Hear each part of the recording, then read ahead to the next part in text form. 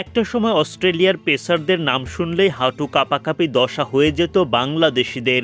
ম্যাচে নামার আগেই বলে দেওয়া যেত অজি পেসাররা যোজন যোজন এগিয়ে। বাংলাদেশি ব্যাটাররা ঝড়ের বেগে উইকেট হারাবেন তাদের গতির সামনে। বিপরীতে বাংলাদেশি পেসারদের যেন দুধভাতি মনে করতেন অজিরা। তবে সময় এখন বদলে গেছে। মুস্তাফিজ, নাহিদ রানা, তাসকিন আহমেদরা পরিস্থিতি এখন এতটাই বদলে দিয়েছেন যে অস্ট্রেলিয়ার অধিনায়ককে শুনতে হয় আসন্ন সিরিজে বাংলাদেশি পেসাররাই এগিয়ে কিনা। পরিসংখ্যান অবশ্য বলছে এই মুহূর্তে বাংলাদেশি পেসাররা কয়েক গুণ এগিয়ে। মঙ্গলবার অস্ট্রেলিয়ার বিপক্ষে সিরিজের প্রথম ওয়ানডেতে মাঠে নামবে বাংলাদেশ দল। তার আগে সোমবার ম্যাচ পূর্ব সংবাদ সম্মেলনে হাজির হন অজি কাপ্তান জশ ইংলিশ। এই সিরিজে বাংলাদেশি পেসাররা এগিয়ে কিনা এমন প্রশ্নের জবাবে হাসি মুখে ইংলিশ বলেন,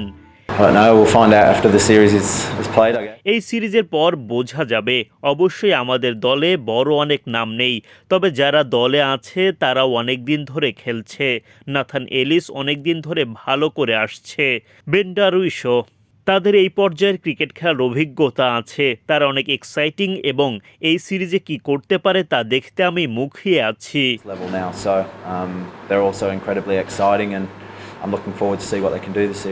অস্ট্রেলিয়া অধিনায়ক নাথান এলিস, বেন ডারউইশের প্রসঙ্গ টানলেও পরিসংখ্যানে অবশ্য মুস্তাফিজুর রহমান, তাসকিন আহমেদদের চেয়ে ঢের পিছিয়ে তারা।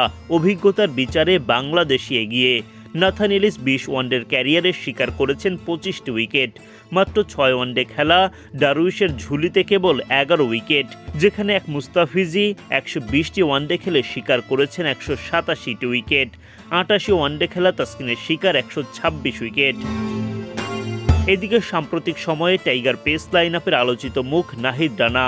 নিয়মিত গতির ঝড়ে বাঘা বাঘা ব্যাটারদের কাবু করছেন তিনি, তাই তো তাকে নিয়ে আলোচনা সবখানে। অজি অধিনায়ক জশ ইংলিশও রানার ব্যাপারে সতর্ক। আমি তার বোলিং অনেক বেশি দেখিনি, তবে যতটুকু দেখেছি মনে হয়েছে সে অনেক ভালো একজন বোলার। দারুণ এক্সাইটিং প্রসপেক্ট। সে বেশ লম্বা এবং অনেক জোরে বল করে। এমন কম্বিনেশন থাকাটা দারুণ ব্যাপার। তাকে খেলাটা এই সিরিজে আমাদের জন্য বেশ কঠিন এক কাজ হতে যাচ্ছে। বাংলাদেশ অধিনায়ক মেহেদী হাসান মিরাজ নাহিদ রানার মতো গতিশীল বোলারকে সাহস দিয়ে যাচ্ছেন। মিরাজ জানালেন রানা তার দলের জন্য কতটা গুরুত্বপূর্ণ। প্রথম দিকে যখন আমি ক্যাপ্টেন্সি পাই তখন আমার জন্য একটু ডিফিকাল্ট ছিল সিচুয়েশনটা, আপনারা সবাই জানেন, এবং আমাদের টিমের অবস্থাটাও এরকম ছিল না। এবং আমি চাচ্ছিলাম যে একটা ভালো একটা টিম কম্বিনেশন করার জন্য। আর নাহিদ রানার যে পোটেনশিয়াল সেটা আমরা সবাই জানি, জোরে বল করতে পারে এবং ভালো জায়গায় বল করতে পারে। সো আমরা ওইভাবেই চিন্তা করেছি, যেহেতু সামনে ওয়ার্ল্ড কাপ সাউথ আফ্রিকাতে, সো জোরে বলারদের আমাদের টিমে থাকাটা খুবই ইম্পর্টেন্ট, এবং আমরা ওইভাবেই ওকে চিন্তা করেছি এবং ওইভাবে ওকে সাহস দিয়ে ব্যাক করেছি। মুস্তাফিজুর রহমান, তাসকিন আহমেদ, শরীফুল ইসলাম, নাহিদ রানাদের নিয়ে শক্তিশালী পেস লাইনআপ বাংলাদেশের।